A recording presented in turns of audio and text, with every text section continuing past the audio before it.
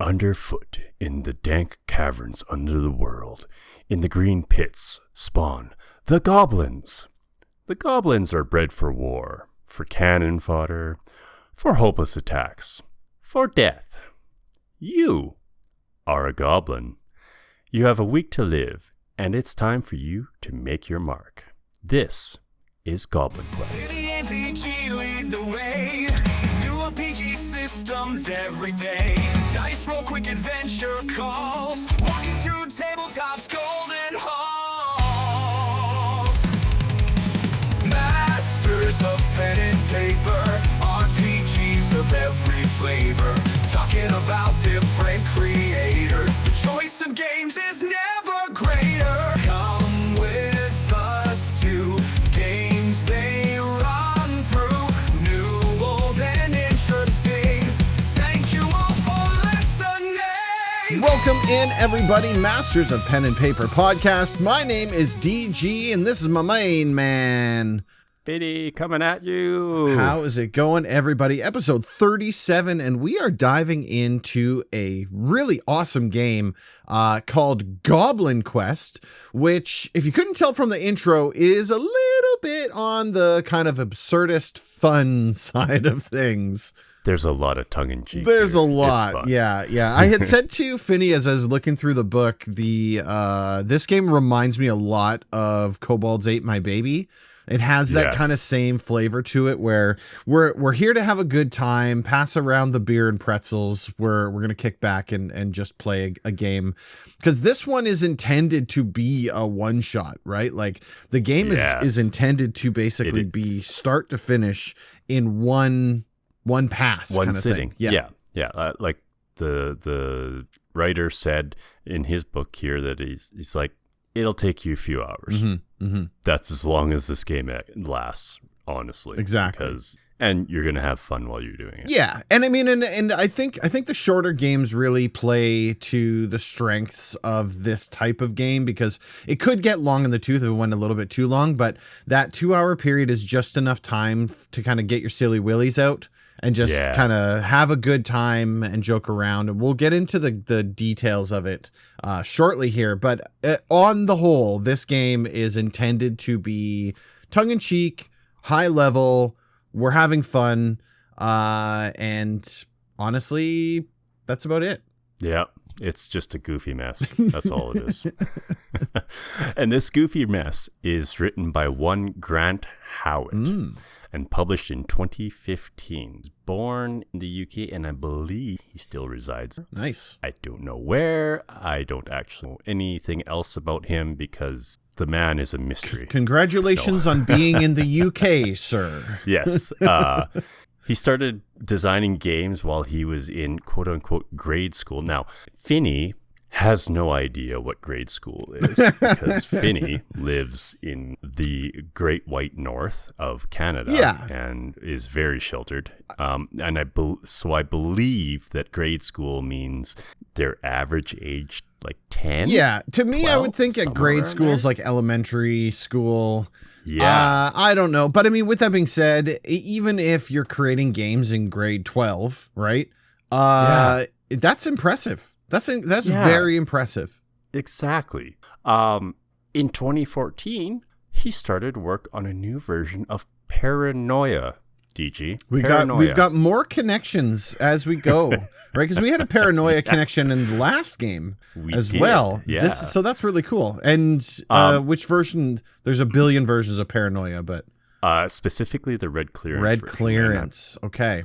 Well, I want to say that was done with Mr. Hanrahan as well. From the last game. From Fear itself. Yeah. Okay. Yeah, the TTRPG pool is a shallow pool sometimes. And there is something we'll get into a little bit later. There are more connections later. Yeah, there's like 3-4 connections in this book. Which is just super cool. So I think that's really slick. And So Paranoia and Mongoose, right? Yeah. So some of And Mongoose, our yes. favorite connections at this point. We We've touched love base on a Mongoose lot of and- this that we've already talked about, right? If you haven't listened to some of these episodes, make sure you go back into the back catalog and check them out. Check out Paranoia, especially. Like that one was really good. And you can see how that type of game influences a lot of these other games too. The absurdist, the improv, the we're here for a short time, so let's make it a fun time, that kind of thing. Yeah. Grant started publishing company with his spouse Maz Hamilton and his friend Chris Taylor in 2017. A whole host of other games such as Heart, The City Beneath, Honey Heist, which I don't know if you know this, DG, but Honey Heist was featured by Critical Role. Mr. Mercer himself. Interesting. Does it have to do with bees and beekeeping?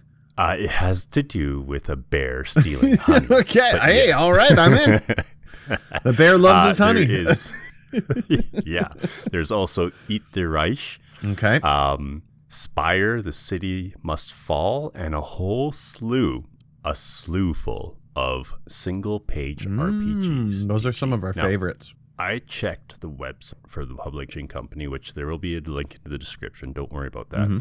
I found at least 120 single-page RPGs. No kidding. Yes. The man is a machine. He's kicking out games at a rapid pace. He has set out to write one every month. Wow. And I saw somewhere that it's been 6 years now, and he's still going hard. No kidding. Yeah, gross. Again, this is a one-shot RPG. This is the night D&D fell through. You've got 4 out of your 6 players. What are we going to do? That's when this one hits the table kind of idea. We're not looking for something serious like Merkborg. We're looking for something goofy. Yeah, we want to sit around and make fart jokes and we flip through the coin between Kobolds Ate My Baby and that's right. And I mean, and I see this one too as a good opportunity for, like, if you need to take a break, you're in an intense game, you just need a night where you just need to kind of, like, we play this Things or board games or something. You know what I mean? Like that's where I see this kind of game sitting, and I think that's really cool. I like the concept. Because this is like, they self-describe as comedy first. It's slapstick. It's got that Munchkin style feeling of kick in the door and get stuff done. The game makes it clear to you that this game is not about winning. You win when you have a fun time. Whether you complete the quest or not is kind of irrelevant, right? Yeah. There are no points. No, like the score doesn't matter. It says failure is literally the point of the game, and it's never a setback. So I like that. I like that it puts that forward, because it takes any form of pressure off of making the right call. The right call is the most entertaining call at the table, and it allows some of those players who just need to get that out.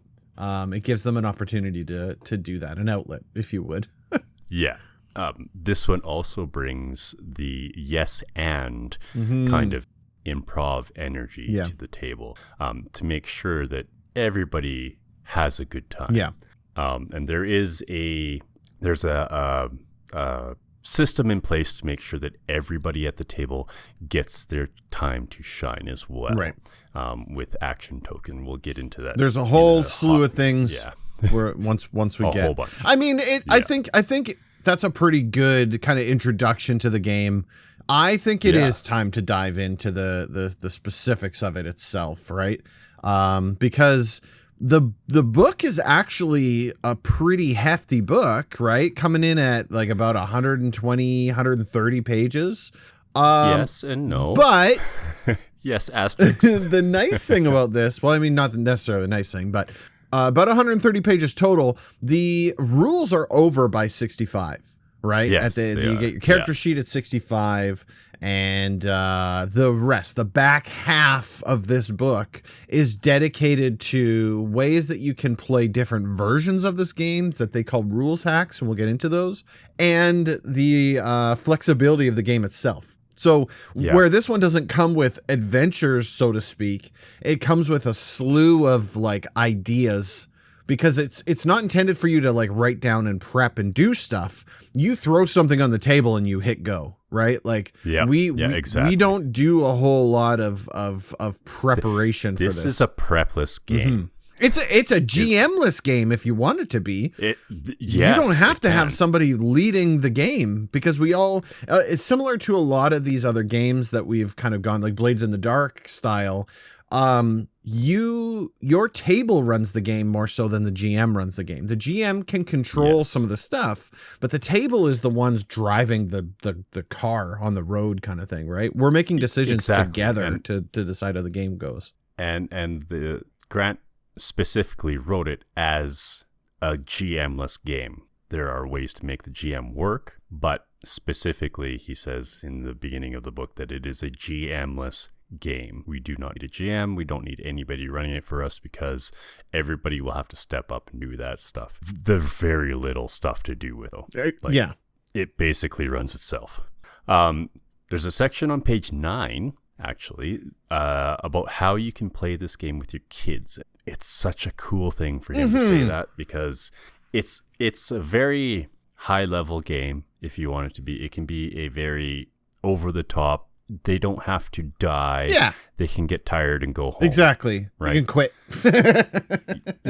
They can quit and give up on their quest and for leave, sure. And then the next one comes up and does this thing. Yeah. It was a nice touch. Cool. Yeah, I like that. Was. If you're gonna put a game out and be like, hey, here's a way that you can play this with your family, that I'm in.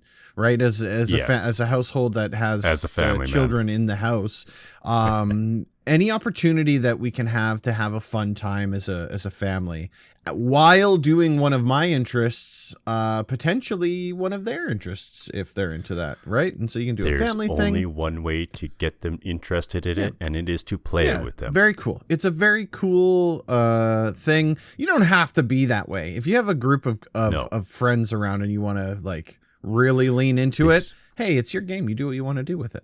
This can be as softcore or as gory as you want it to be, right? Exactly. It is all on the players describing how things happen.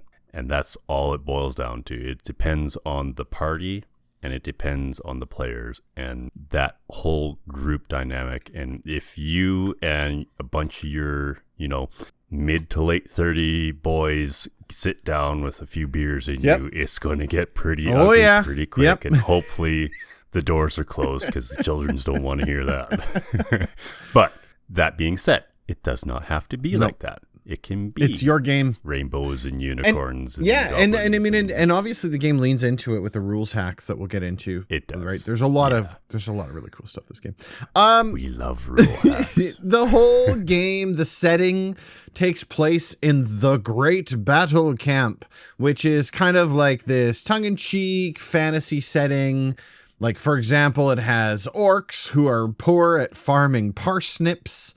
There's an ocean and fishmen and wood elves and wizards, and there's a war between where the humans and the gnomes and the dwarves are fighting with evil, and there's all this stuff going on. But you're a goblin, and goblins have very little understanding of any of this. And in fact, it's actually mentioned on page 11 that even if it was explained very slowly with sock puppets, you'd probably still not understand the vast majority of it. Yeah.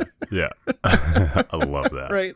I will say that up to page 21 is all lore. It's all flavor for your game. Setting. Yep. Setting stuff. Our rules are slowly shrinking from 60 down to now 40. And we're going to get a little bit shorter than that even. It's going to get shorter. Which is cool. You don't want a lot of rules in a game like this. That's going to trip you up, because and this but the setting does make a big difference here. It does. You do need the setting for the way that this game is run. Yeah, and from the intention is that the goblins are basically the front line block of bodies that go in the front and they are cannon fodder, and that is the war's all taking they are place. Born last week to Yep, do. the war's taking place. The goblins typically don't come back. The other people do because the goblins are taking the brunt of it. Right? Like, lore-wise, goblins only live a week. that's right. Yeah, a very short 7 period days of time. goblins live. If they don't go off to war, something accidentally happens that knocks them off. Yeah. They don't live any longer than there's that. a real lemming situation going on here. Yeah, Right. exactly. There are a few different factions, as DG has alluded to, in the Great Battle Camp, and they all start on page 13. We won't go super deep into them, but here are a little bit of the Cole's notes of them. First off, we have the Wizards, and they basically run the show. They reside in the Black Tower, which is a place of dark secrets and many dangers. They have a hierarchy and are masters of dark magic, conjuring deadly spells with the flick of a wrist or a pseudopod. It's unclear which, actually. It says like the leader wizard is actually like basically like an octopus posing monster guy. Yeah, it's like super in depth, and one of the cool things in each one of these factions is they list a bunch of fun facts about each one, because the intention is like, if you're going to use these in your game, here's some stuff to know about them that could theoretically create an adventure. And so in case of the wizard, for example, all the wizards can fly because they have magical robes that suck air through the hood and expel it out the bottom. Right? Yeah. And so it says, as an additional note there, that non-wizards who try and use these robes often resemble an untied balloon shooting across the sky. So just in case your little goblin brain gets an idea of maybe wearing one of these robes to fly, probably not a good idea. That's what'll happen. But it's also a really cool way to send your goblin off, right? Like, yeah. Oh, this book is a fun read. It's a fun read, yeah, it even really just is. Without playing the game, it's a fun good read. one. Next up, we have the orcs. Huge, burly, armored maniacs who are always wanting a good fight and next to impossible to put down. They're in charge of the weapons in the camp and have access to ballista, catapults, trebuchets, and a variety of other unpredictable ways of launching rocks or pointy bits of metal into their enemy. They can also launch goblins. Lots and lots of goblins. One of the facts for this one was that orcs don't hate goblins on sight, and in fact tend to view them as tiny little cousins. But unfortunately for the goblins, they show affection with punches and kicks, which turns out are fatal for goblins, so they don't stay friends for a very long period of time. Oh my gosh.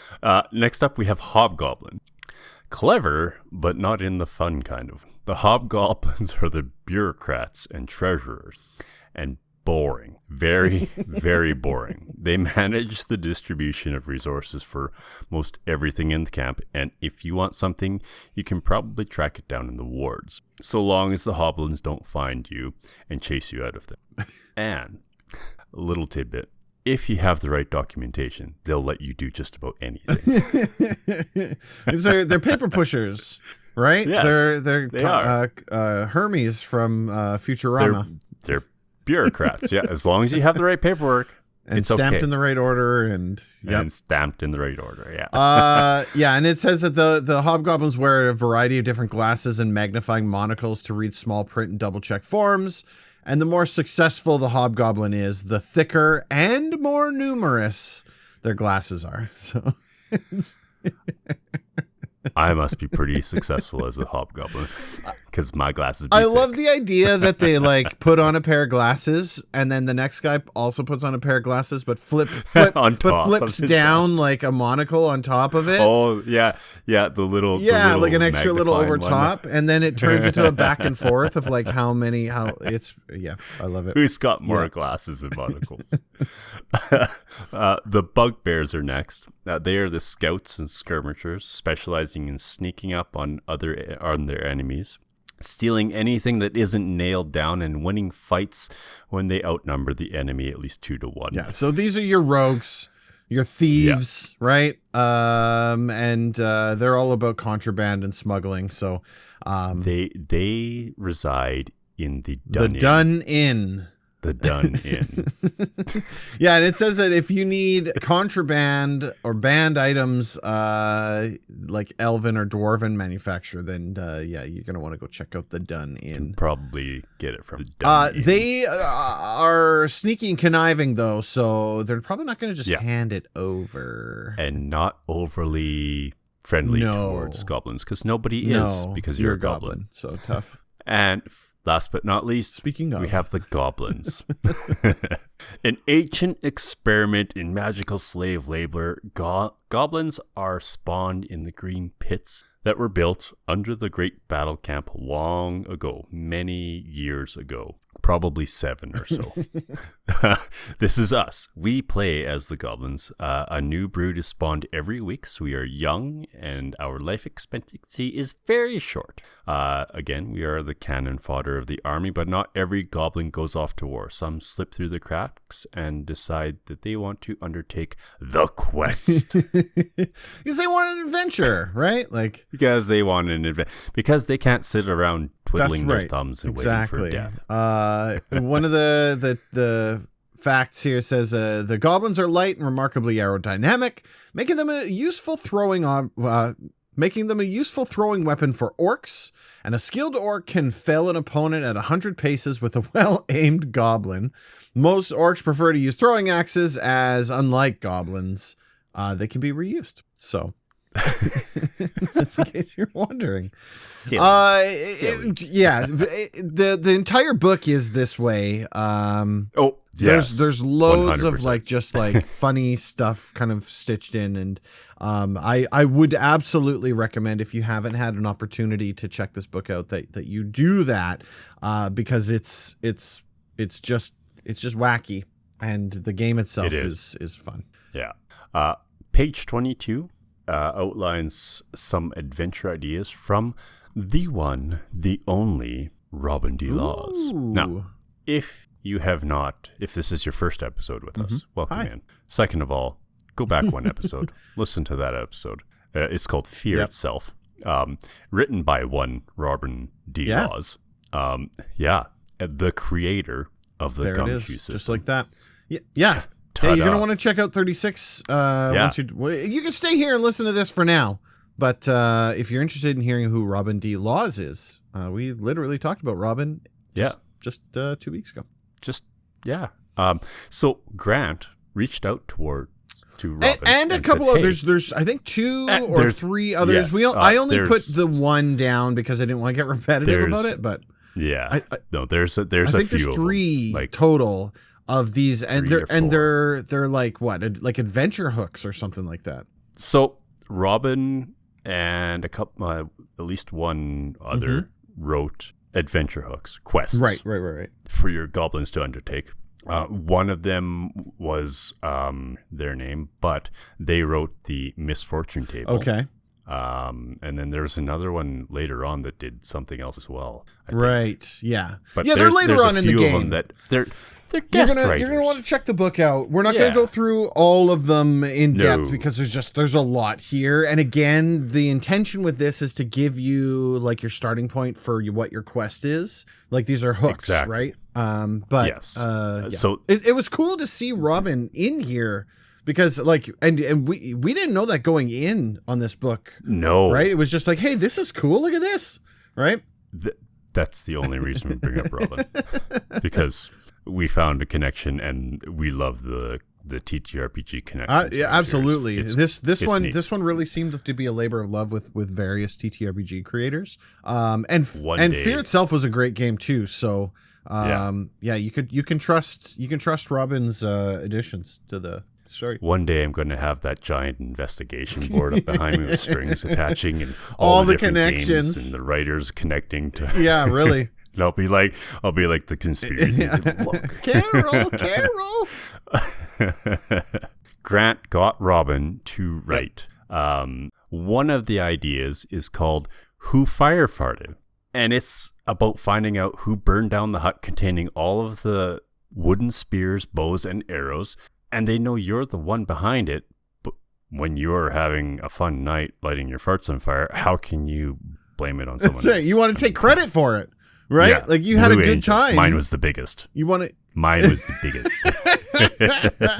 And it's funny because in this book, Grant credits Robin with, and quoting out of the book, turning out genre-defining works and generally shaping the face of the industry wherever he went. So I got him to write adventure ideas about lighting your farts on fire, right? Like, it's just like, this is this epic TTRPG writer who's redefined the whole game world.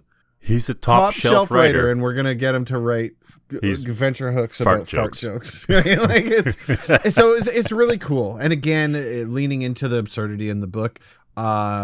This was a nice touch. I liked this because it was an accolade at the same time of making it crystal clear, like this isn't Dungeons and Dragons. This isn't like your top tier TTRPG. We're here to crack jokes and have a fun time.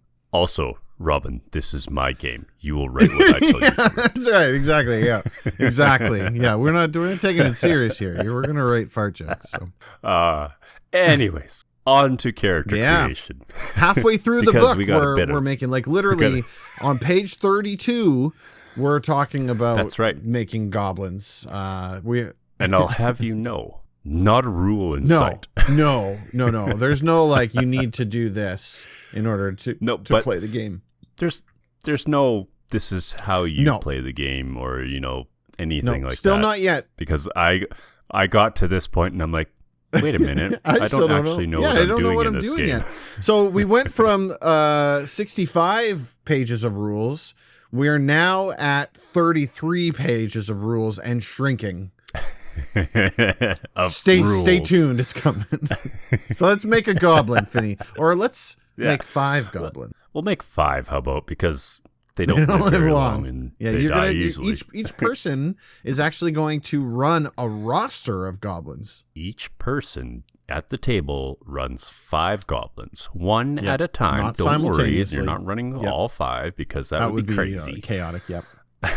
So what happens is you run one. When that one dies, the next one in your lineup picks up everything. It knows everything, does everything. I'm Goblin Bob Jr. And they continue. Let's continue. Exactly.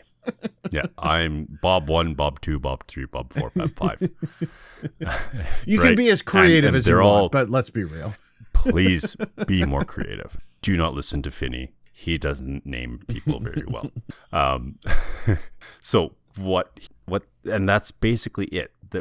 When your goblin kicks the bucket, another one of its brothers, sisters, non-binary entity picks up right where it dropped off, where the other one dropped off, and has all of its knowledge, all of its items, all of its everything, and goes. So first off, we grab our handy dandy character sheet on pages 62 and 63. That's right. We have 2 character sheets. It is a double pager. Because you got 5. It's cool. It's got a little goblin on it. You have to draw a little face. And look, the appearance really matters, right? It's important. Every goblin's a little bit different. You're going to need something to do while you're kind of just chilling, right? Yeah, exactly. Then we fill out the clutch section. Now, the clutch is not like the car clutch. No. It is a bunch of, it's like a, I don't know what you'd call it, a litter. Yeah. Right? Yeah, it's like a clutch of eggs. It's used in that that typing, right? Exactly. Yeah. I'm terrible with words, hence why I fumble over them. Under honorific, we write the surname of our clutch. Examples: Longtooth, Butterfingers, that smells funny, things like that. Please be creative with this, because the more outrageous it is, the more funny it is, as all things are. Under expertise, write down what your set of goblins are especially good at. For example, running away, looking pathetic enough to escape harm, things like that. Being really loud but very weak. There you go. Under quirk, put down something that defines your clutch. Example: unusually long ears, impressively stupid, big puppy dog eyes, etc. Yes. Ground down teeth. Who knows? Speaks with a lisp. right? There There's we a go. lot. There's loads. There's a lot. You could have all Now- kinds of fun here. Exactly, yeah. Next up, we decide what our goblin's dream will be. What is something that keeps them going? That there are 9 of them listed, but you're welcome to make any you wish. The listed are diplomat, traveler, collector, beast friend, celebrity, warrior, builder, gourmand. Yeah. After that, we decide what our ancestral heirloom will be. It's definitely something that has been handed down through generations and not something that was found in a barrel beside the spawning pool. For example, the big heavy rock, the chair leg of bashing, the sock puppet of wisdom. I want a sock puppet of wisdom. That's Great. That's a great When I item. saw it is, right?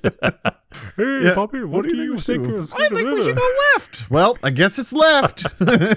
left? So says the sock puppet of wisdom.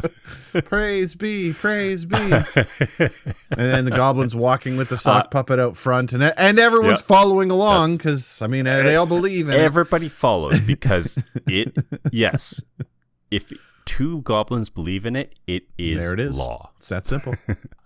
We name our first goblin. There's a list of names as well as all of the other choices we've made so far. That is near the end of the book. Yeah. For example, names are Spit, Grubbit, Snooker, Dreg, and Wonk. It can be whatever you want, but it's always But good to please, have a yeah. table of names. You could just roll on it if you want to Yes, do that. and there are tables. There's quite a few near the end of the book. There's quite a few. Yeah, it's pretty good. Describe your first goblin. This is a defining feature that sets the single one apart from the rest of the clutch. It's just a word or two does the trick, like fat, sneaky, bossy, but maybe it's as complex as dreams of a better life or walks backwards. Again, there is a list at the back of the book that has more of those, but you are encouraged to go outside of any of these lists and make your own. Think outside the box. Think of something that is extraordinarily goofy and put it in there. We're having because fun. It's always We're having a funny. fun time here. Yeah. That's the point. Like, can only turn Lean left. into it, because maybe your D&D game is very serious. Here's your opportunity to get out the jokes. D&D does have serious Yep. overtones. This There's has no zero. serious overtones here. This is all jokes the whole way through. Yeah, the more jokes you Like I can make, said, the better. one of the quests is who lit the hut on fire by lighting their farts on fire, and That's right. and trying to not be the one to admit it because it's cool that you did it. So just understand that's one of the just serious understand ones. the the quality of like where we're at here. You know, That's right. Yeah. Next up, we draw our first goblin. There's a handy little goblin outlines in the character sheet for you to doodle your goblin to life, or just stick eyes and a mouth on it and be happy. But that's what I would do because I'm terrible at drawing. I'm terrible at words. I'm terrible at everything. Apparently. and there's on the 2 pages there's 5 goblins, right? Like, do keep in Yes, mind there's 5. there's no Yes. 2 pages for each goblin. Your character sheet No. is for all 5 of your goblin. Your character sheet is all of them. Yeah. Yes. So the outline's there. You can put some like raggedy clothes on there, whatever you want the eyes to look like. It's nice. It's a nice little touch. I like it. It's I nice. like it. Yeah. You can draw a third ear on there, Oh, yeah. or There's another lots you can do with appendage. this. I don't know. Yeah, whatever you want. Last, but certainly not least, because this is a very important part Incredibly of this important. game. Probably the most Yeah, important. you need part this of to play the game. Practice your goblin voice. And I'll quote the paragraph here. Practice your goblin voice. This is vitally important for the full Goblin Quest experience. You must talk in a stupid, high-pitched voice whenever you're talking in character as your goblin. This is so important that he's going to write it again. You must talk in a high-pitched voice. Make it horrible and grating. Do it. Do it first before anyone else. Read this paragraph aloud in it. Are you eating pizza or something else at the table? I give you full permission to have as much pizza as you want if you do the voice first. This is a thing I can do. I'm doing that. If you can keep someone awake with your horrible voice, that's ideal. Keeping people awake is an important part of a successful Goblin Quest game. Thank you, Grant. That's not, I love it. I love because and again it's just reinforcing the concept of like this is jokey silly willy time, right? Yeah. This is so ridiculous. It's amazing this even made it into being a game. So if he didn't have his own publishing company, nobody would have picked this up. And so for the rest of the podcast, we'll be talking in our goblin voices. No, I'm just kidding. Can you imagine? Everyone immediately turns it off at that moment. Yeah. No, we'll save you, but do know that's important, and you are going to need goblin voices. That is very important. Yes. And that's it for character creation. That's all we have. You have a filled out character sheet. Not many games, Finney, will give you 5 characters on one character sheet, but I got to tell you, that's really impressive. And I do dig it. The character sheets are like beyond simplistic, right? We're not tracking. There is HP, but it's not like a pool of hit points or anything like that. There's like 2 boxes. I think it's like 2. Yeah, there's 2 boxes on the HP, and then he's dead. And there's more space on the character sheet dedicated to how your goblin died than there is to like the game components itself. Because that's an important thing. You have to know how your goblin died. Because how are you? And we'll get into it. That's a whole thing at the end as well.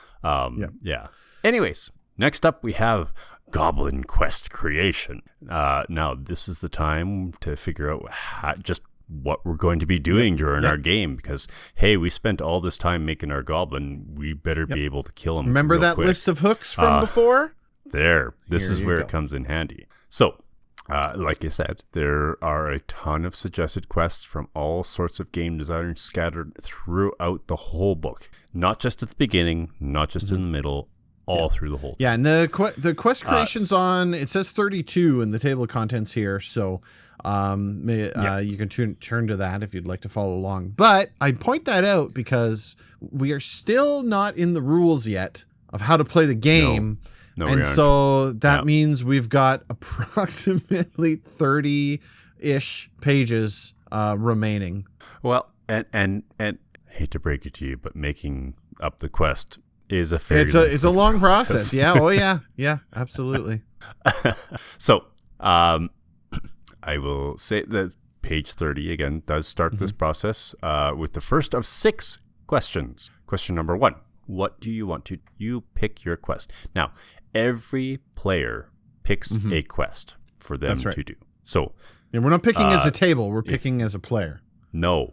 If DG and I were picking or playing this game, I would pick a quest for my clutch, and DG would pick one for his clutch, and we would figure out how to make it work together. The table's job is to merge the quests together into an adventure. Yeah.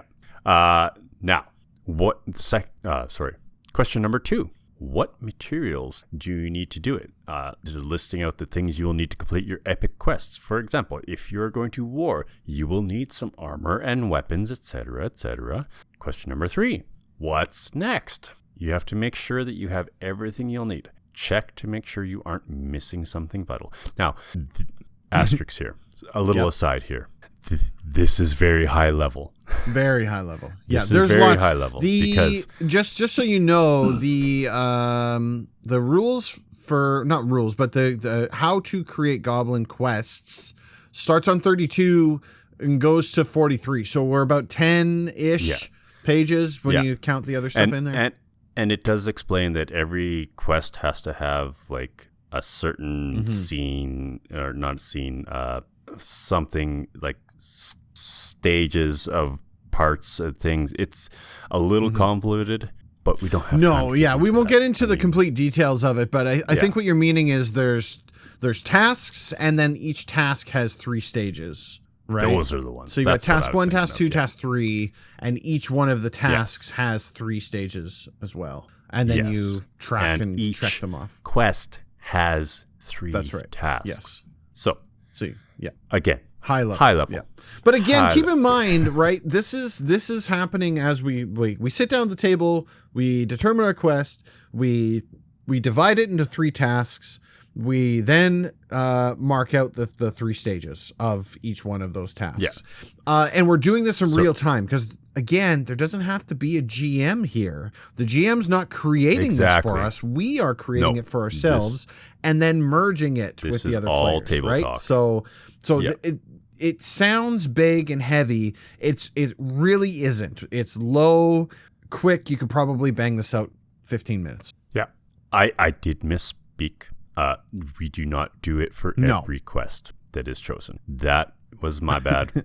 What we do is we combine all of the quests to make one epic quest, and we take all the parts and break it into 3. Task 1, task 2, so task 3. We have our 3 tasks done. Yeah. So after we figure out what's next, question number 4 is, how are you going to actually do it? And this is, you come up with a plan and break the final task down into the 3 stages. These are the important parts here. Now, question 5 is, what goes wrong? And this is a really cool thing about this. I really like this little thing. This is the misfortune, the wrench that gets thrown into the plan, the excitement that no one ever saw coming. You roll on a table and it tells you what happens. Yeah, you have a point you have to drive to now. You take it, you copy, paste it into wherever, one of the tasks. And there are difficulty ratings and stuff in here as well that I haven't gotten in. Probably won't, because it's too big for the podcast. We're going to be crunched for time here. Yeah, it's too big for the podcast. Yeah. Go watch an actual play. Buy the book.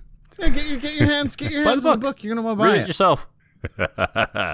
After we figure out what goes wrong, we figure out what's lucky. What went right? Now, how do we get rerolls for our goblins?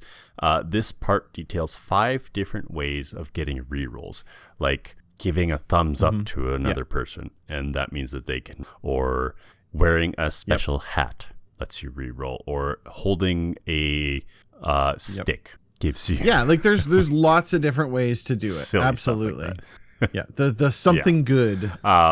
Yeah, exactly. And that's basically benefits and rerolls for stuff. Okay. It's time. DG, that's enough of... You've talked for like 40 minutes now, and we haven't learned how to play the... We don't even know what kind of dice we need. We don't know anything at this point.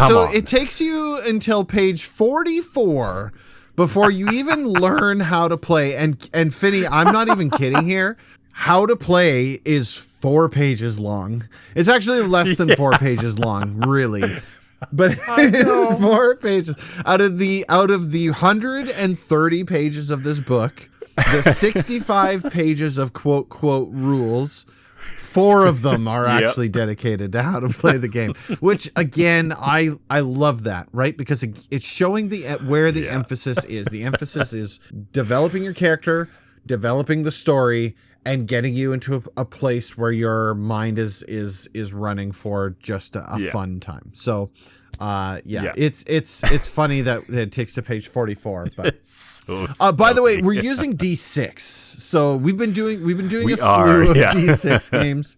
There's a lot of D6. Hit up your Yahtzee if your Yahtzee still has the dice in it. Now's the time. I also side note, the author Grant makes it clear, look, I say dice for 1 dice.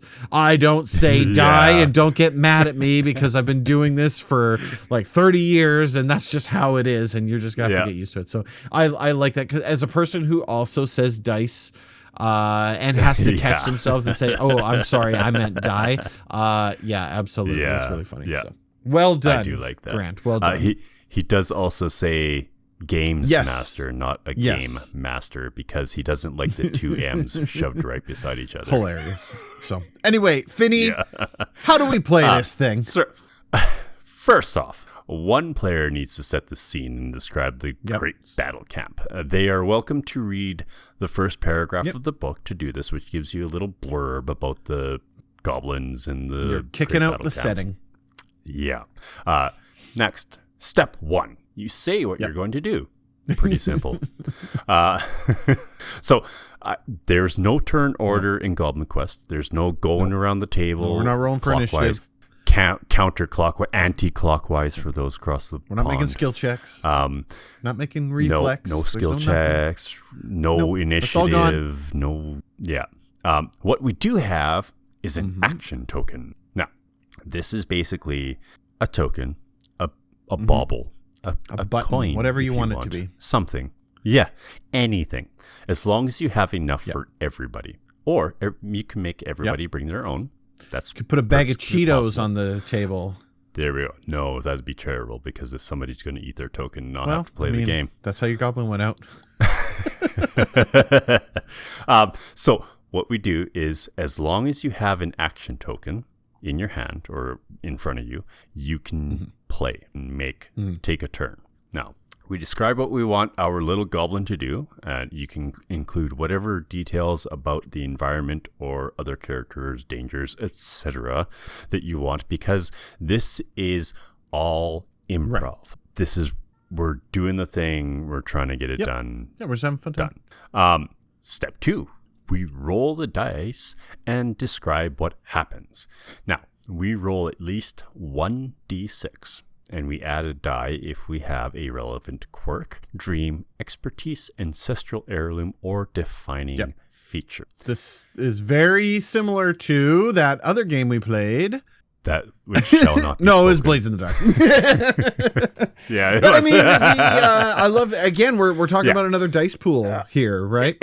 Another dice- simple, because you start with 1 and you add a dice every single time you've got something relevant. You add 1 for every relevant. So I mean, you thing could have, theoretically which be rolling 66 here. You could. It's probably unlikely. Yes.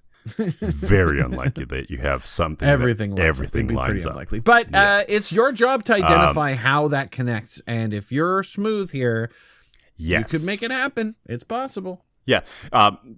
It's now he specifically says as long as these are conceivably helpful to you. So it's not specifics. It's how can you turn this so that it works in your favor, that you get advantage or whatever we want to call it now.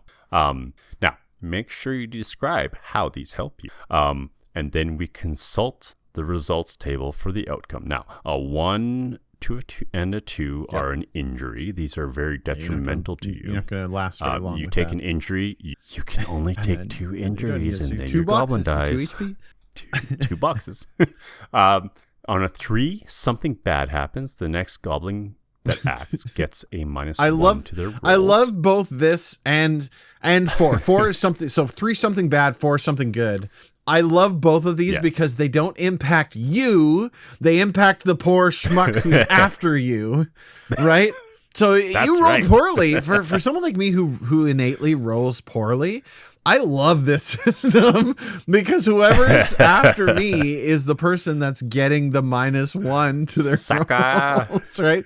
I'm climbing a ladder, and as I get to the top rung, the ladder falls down. Now you got a -1. You know what I'm saying? So yeah, very cool. A -1 is a huge when a 1 or a 2 is an here. injury, that's not good.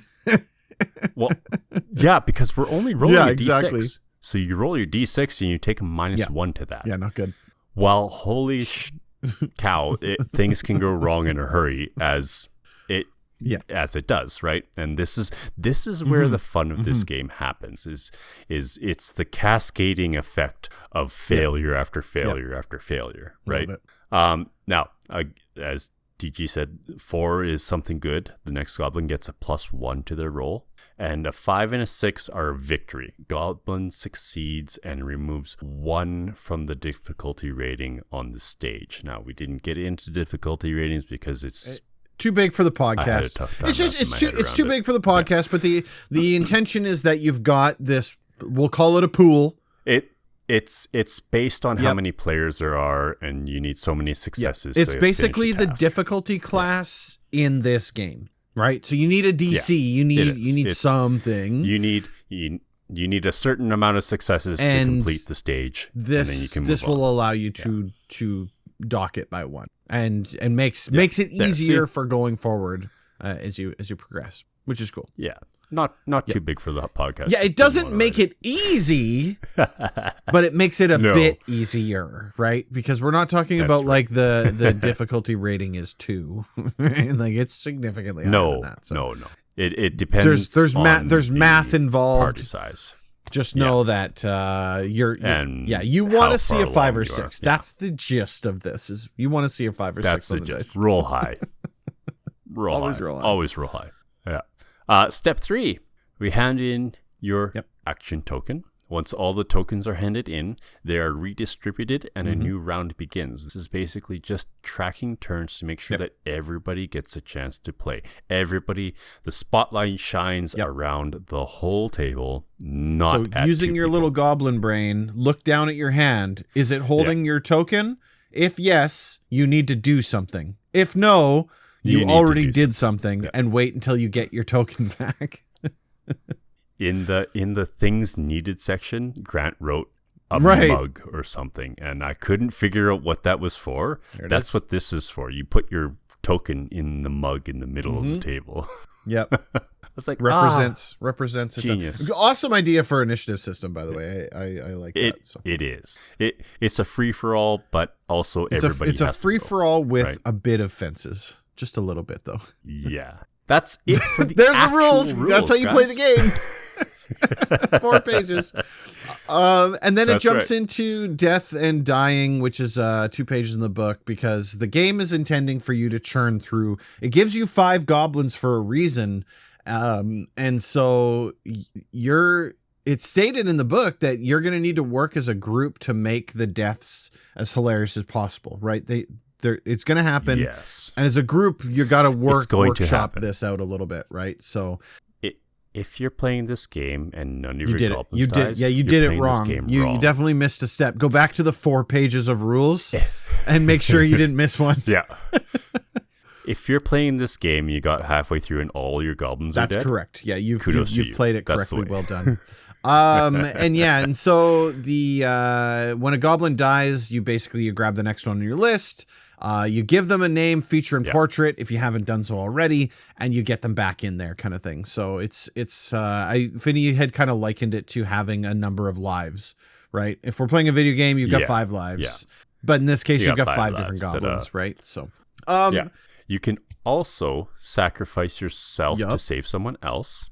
And if you do so, they get a reroll and get to add 1 to all their results as if something good. Yeah, and there's a couple of rules because there's also like if you get bored of your goblin, you just basically describe how that goblin dies suddenly and violently, and you bring the next one in. And if you do this as a bonus, their first action, they get to add a dice to all their rolls.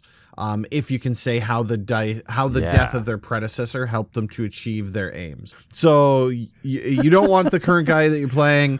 You can turf them, bring in the second one. They get an extra dice if you can explain the reason why I can do this is because this thing was rushing at him and he jumped into the jaw of that. Himself. I ran trod over his dead body to land the killing blow. It's really cool that it rewards you in that case, right? So, and the other thing too, if you run out of goblins completely, so all 5 of your goblins are now gone, you now take on the role of a non-goblin NPC, like an orc or a bugbear or a wizard or whatever.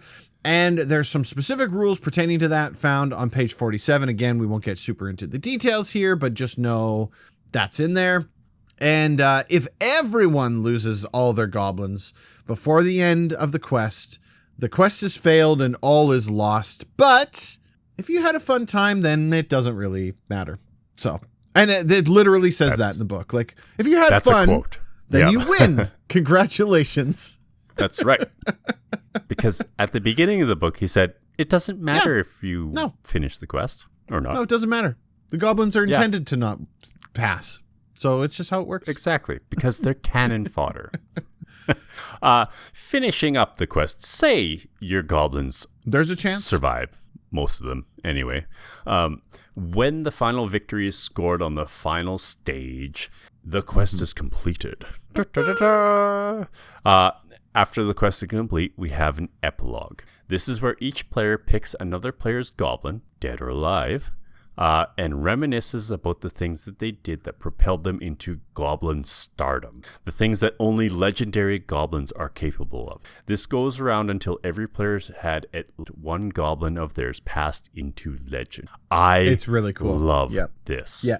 DG. This is Yep. hands down You my get to do a favorite victory part of lap. this game. Big fan of that. Yes, it is the victory it's great. lap. I am a huge Fantastic. fan. Well done. I love it. Very well. Page 50 outlines some traditional festivals in the Great Battle Camp, and 52 has some more adventure ideas.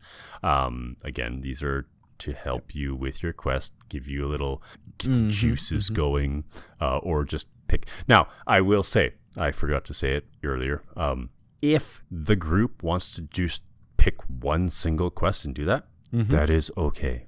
That is okay. Your fun is valid. Yeah, it's your game. You do what you want with it. It literally says that. It says that in the book. You do not have to pick a separate quest for everyone. You can, if the group agrees. I would think that for like an introductory to the game, it'd probably be a good idea just to do one, just to kind of get the understanding of how to play it. But with that same thing being said, it's really easy to string two things together, right? Your quest is to collect a dagger from the hobgoblins. My quest is to stab a pig and bring it in, kind of thing. There we go. You know what I mean? Like you can stitch them together if in a way that makes sense. But the intention is to have fun here. So if you have more fun by doing one quest, just do one quest. And if a player wants to run a quest for everybody, that's fine too. Yeah, if you want want to be the GM, then be the GM. Yeah, if that's how you're gonna have fun. Yeah, there you go. Exactly, have fun. It's not a problem. Page 54 is where we're going to find the rule set for using a GM if you want to have one, for 2 pages they cover a good bit of ground. Really high level stuff. If you've GM before, this is the same as every GM section. It's there. I mean, it's obviously flavored to this game, but it's optional. It's the same GM advice. If you've already been a GM before, you got this, right? If you can GM any other TTRPG, you could do this one quite simply. If you can, play you got this. You're good. You can probably You're good. This game. Number 56, page 56 gives you a bunch of tables for the character creations. This is where you find the names, the expertises, etc., etc. Then we have a few more adventure ideas, character classes, and character sheets. And that is it. The book is not we're done. halfway through. But the remainder of the book is dedicated to those rules hacks I was talking earlier, which, in my opinion, this is kind of like an expansion set almost, right? Yeah.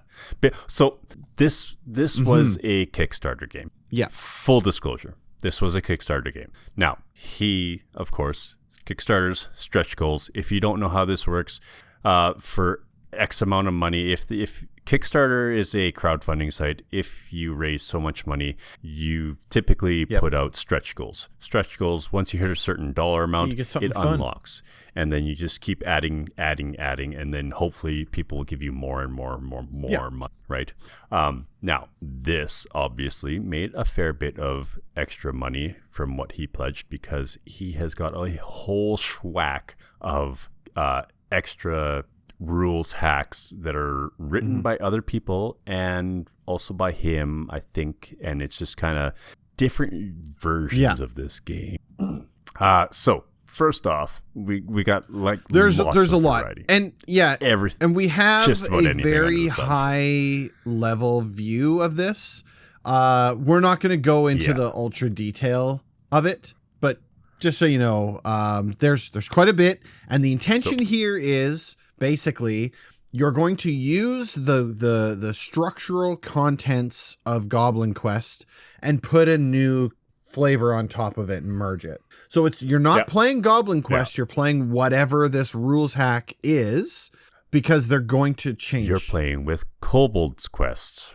And this is Goblin Quest with kobolds. Yeah, like and a speed you want boost. the game to speed up a little bit? There you go. Here's how you do it. And it changes a little bit of the rules, right? The next one was My Name is Inigo Montoya Jr. This is a structured GM free game for 5 players that is like a Three Musketeers style romp, which is really cool. I like the Sean Bean quest. A game dedicated to Sean Bean's curse of being doomed to die 1,000 times over, dedicated to a bit of absurdist take on Sean Bean. It's in the everyone multiverse. plays a version of Sean Bean. Everybody Sean Bean, they die. You'll like this one, Finny, the Cthulhu Files. This one is not comedy based. This one is serious. It does need a GM, and the characters will go mad and die quickly. Think Call of Cthulhu, but on epic speed mode. Yeah, speed run. We have neither super nor heroic, a version of the game simulating comic book action stories. Yep. Which Want to would play be comic cool. book heroes and villains? There you go. Yeah. And like the last one in the list is probably my favorite, which is called Space Interns, which is basically, and I'm quoting this, the red shirts of the Star Trek world, the game. Right? So you get to be the red shirts as you beam down to a planet. And yeah, so very cool. Yeah. Love it. I love cool that. Last but not least in this book, we have some thank yous from the author and to the Kickstarters and a few more games that are created by Mr. Grant And that's Howitt. it. Now we're that's it. Now we're actually actually at done. the end of the book. I mean, you're getting a large amount of value here, right? Like this is a really cool book. These are the books, like I said earlier, these are the books that you have and you pull down when D&D falls through, or you just need a night of beer and pretzels, right? Honestly, this one would be a riot. I love like the exercise and improvs, right? And it felt a lot like Kobold's Ate My Baby to me. Like it lives in that same universe as far as I'm concerned, right? If anything, this one's probably even simpler to play, right? Yeah. Yeah, it does feel I love it, the concept of like being able to kick back and just let absurdity take the wheel and drive for a bit. And that it could be played with or without a GM. I think you could get any kind of player in here. They don't have to be hefty on the TTRPGs. They could be brand new to TTRPGs. This could be how you bring them into the world of it. And again, D6 games are in the sweet spot for this type of game because I've said it before in previous episodes. Some people get intimidated with actual gaming dice. So handing them a D6, they feel a little bit more at home, right? There is some art in this book, and I thought that it was well done. There's not a lot of it, but there is some. And the stuff that is in here I thought was really good. It felt like Ren and Stimpy. I don't know if you got that vibe from it too, but like if you know that art style that I'm talking about, like it had a real Ren and Stimpy vibe to it, which I thought that was really cool. So kudos, well done for putting really good art in your book. But what do you think, Finn? Where are you at with this one? I would 100% agree that this would be side-splittingly this would be a really fun good to one. play with a group, and it will be on my shelf as soon as I can find physical myself copy a of it. Because you bought the digital copy. I bought the digital. You gotta get the physical. You're big. See, I'm a digital collector because I do a lot of my prep and stuff at the computer. You are tactile. You like the physical books, right? And to have a physical books because I have visions of collections in my head, and I can't see them when they're on hard drives. I really like the epilogue. Love it. It's a nice touch to bring everything back around and to look back on the fun that was had through the night and have more giggles at the end. The artwork throughout the book, again, like you said, is sparse, but incredibly well done. The style reminds me of like a late 90s, early 2000s Cartoon Network I could get show. like Cow and Chicken. Like the the Dexter's Laboratory kind of stuff, with the straight back leg with the foot coming out. I get you. That style, right? Yeah. And that nostalgia hit real good. But yeah, that's very fun, absolutely little game that is very if you have a group who's going to do improv well or be able to riff off of each other, right? This one would be fantastic. Yeah, absolutely. Yeah, I think this would be like a good It really exercise to would. get Yeah. into Like I the said, improv again. I likened it to Kobolds Ate My Baby, but I think this one would even be an intro to Yes. that, right? Like, yeah, it's really well Yeah. done. I love the concept of it's like, look, we don't care if you lose. Like, if you lose, you actually win. Like, it's just having Yeah. fun. Like, we're just here to have a fun time. Yeah. Did you That's laugh? You Because win. that's all that That's how it matters. Well, Uh, Finney, I guess that leaves one last thing for us to do, and that is for us to get ourselves into the post-pod. Post-pod. Post-pod. Post-pod. It's the post-pod. Post-pod. The time Post-pod. that we talk. Post-pod. The post-pod. Yeah. Yeah. It was a thing. Yeah. DG, what's the funniest name a player has given to a serious character or item? Man, so here's the Go. problem is that I play a good amount of characters, and very rarely do I lean into the jokey nature of things. However, Yeah. in our most recent game, I have created so I didn't know what kind of character. Let me give you some backstory. I didn't know what kind of character I was going to play, so I decided to randomize everything. And in doing so, I rolled straight down the line for D&D. I rolled straight down the line: strength, dex, con, and whatever. So all the way straight down the line. I rolled 46, Right. drop 1, and I just took whatever I got and I put it into an array. And then I took those numbers and I put them into a number picker.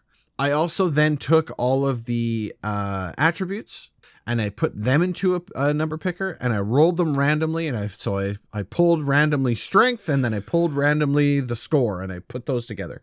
And then I ended up with a score that looked like it would fit best for a ranger. And I came to that by putting all of the, I think it was dex based, or wisdom based or something. I can't remember. High dex, It was whatever high it dex. was, right? So Yeah. I put all of the classes that had that as a primary stat onto a wheel. I rolled the wheel and I landed with a ranger. And I decided that the ranger was going to be named Walker, Texas, and he was going to wear a cowboy hat and a duster, and he was going to help clean up the world. And so I'm leaning heavily into the Walker, Texas, the Ranger, which I thought was really clean. I don't do a lot of like the funny names. I'm always the guy that like has the serious stuff. But it is what it is, right? And so I think that would be it. We also had Hodor, not Hodor. What was the guy's name? Oh, shoot. What was his name? Goodness, I can't remember. Yeah. Yeah. Because I was supposed to play him. Oh, well. Cut this. Anyways. Anyway, that would be what I chose. So the other funny thing is that DG constantly I played a lot of. I played arrow so slingers many, of man. some Dexterity is like my thing, and then as soon as I get dexterity, I'm like, I'm gonna use bow and arrows. But with that being said, Walker, Texas, the Ranger uses a crossbow, a cowboy repeater style crossbow, because he's a crossbow expert and has the ability to fast load them. And so, yeah, Walker, Texas, the Ranger is a master with the crossbow. I remember the name, Finney. It's Horst. Yeah. Horst is a character that was in our game as an NPC, and then came in as a PC. And every time Horst comes around, we're like, Horst.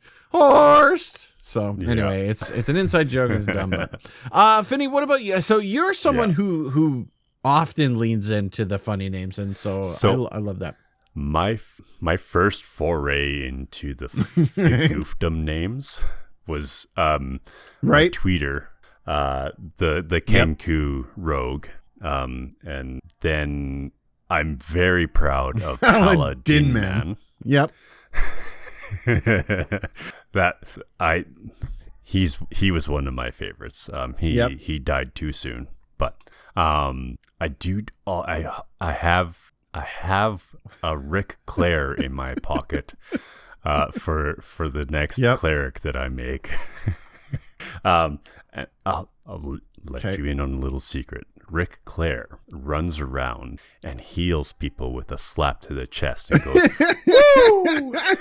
Also, it should be noted that Ric Clair also wears Speedo. He wears a belt. Yes, a Speedo, a belt, and a feathered... whatever you call that. A bathrobe with a fur trimmed bathrobe. The cleric. Ric Clair. Who slaps people on the chest and yells, woo! It's ridiculous. I love it. It's so many good. There's some good ones for you.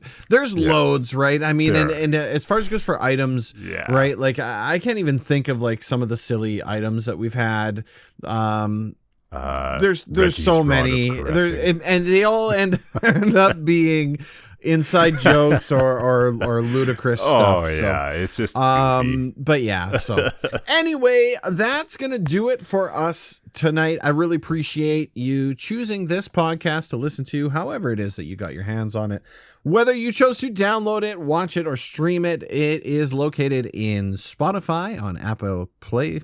You can find it on Spotify, on Apple Podcasts, and on YouTube. The address for YouTube is youtube.com/@DadGamingOnline, where we also stream our Dungeons & Dragons games, which we play every single Sunday night at 9 p.m. Mountain Standard Time.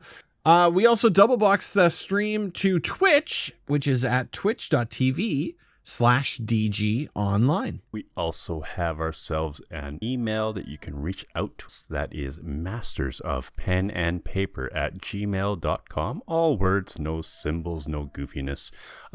Drop us a line. Let us know your funny character if you would have one. We also have a Discord server, and there will be a link to that in the description below.